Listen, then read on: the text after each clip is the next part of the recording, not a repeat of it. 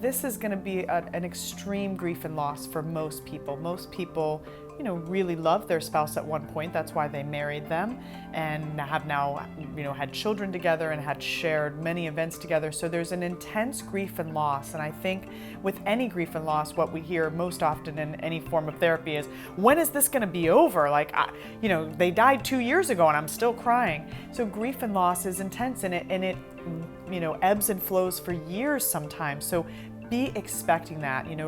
Review those 5 grief stages of denial, bargaining, anger, sadness, acceptance. You're going to go through all those stages many times throughout the process of grieving this. So you might be really bargaining to get your relationship back and then move into anger, and then all of a sudden you're sad and then something happens and now you're angry again. And so being aware that these are stages you're going to go through, it takes a long time, and to just be in that process. The worst thing anybody can do going through a divorce is not experience those feelings and stuff them.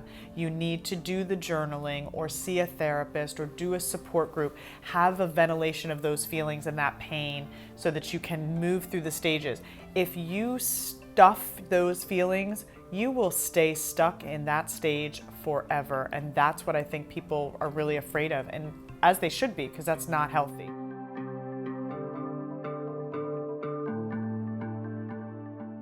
There's a ton of shame, embarrassment, and the feeling of failure.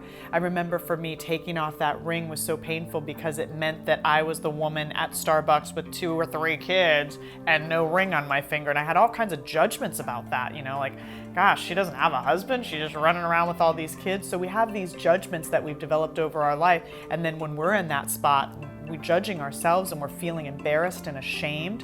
So almost everyone, no matter what the circumstances that I've ever worked with in divorce, they say, I feel like such a failure.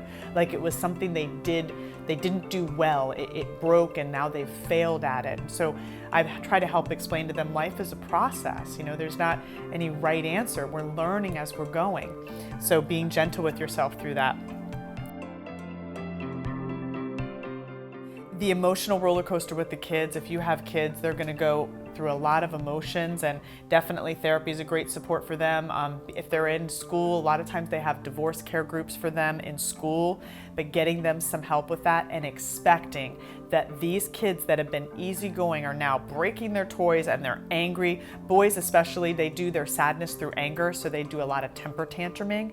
There's another phenomenon in divorce that's really important to share, which is that oftentimes, say there's a little bit of a splintering with a parent, that the child usually has a struggle with one of the parents. That is never the parent that they take it out on.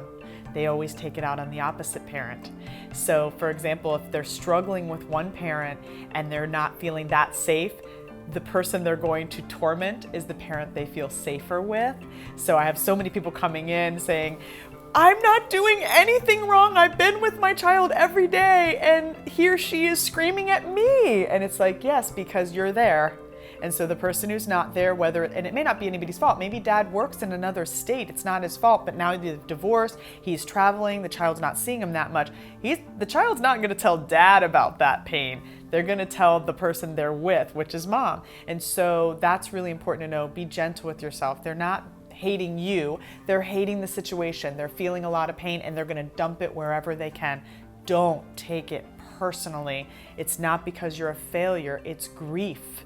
And one of the things that was so beautiful going through my divorce was I chose to look at it as a part of life that we grieve in life, that people die. During my divorce, my grandmother died. And so it helped me reframe and say, wait a minute, divorce is just another form of grief. Life provides a lot of grief. How many of you remember when your 5th grade best friend moved away in the middle of school? It was devastating. Life is full of grief and loss. So if you use it to teach your children that, yes, this is painful, we get through it, we walk through it, and that it's not, don't take it personally that you've ruined their lives. You've provided some grief, which they were going to have anyway in life. Now learn how to walk through it in a healthy way. I think Sunday's the most difficult day if you're divorced, so you might want to have a plan for Sunday that's not so painful, because Sunday seems to be family day and everyone's an intact family at every local breakfast shop and church, and everywhere you go everybody looks so happy and you're there without your spouse. So, making some safe plans for yourself on Sunday so you're not going to feel so alone. Holidays alone, if you've been married for 10 years and now all of a sudden it's his Thanksgiving and you're alone, what are you going to do, or vice versa? So I tell people, that's a great opportunity to go explore. Do a travel weekend on that Thanksgiving that you don't have your children. Go to New York City or go to Hawaii or wherever you've been wanting to get away and go to. Go see that best friend from college rather than sit in that pain and suffering and aloneness. Go do something, that you haven't been able to do in a long time.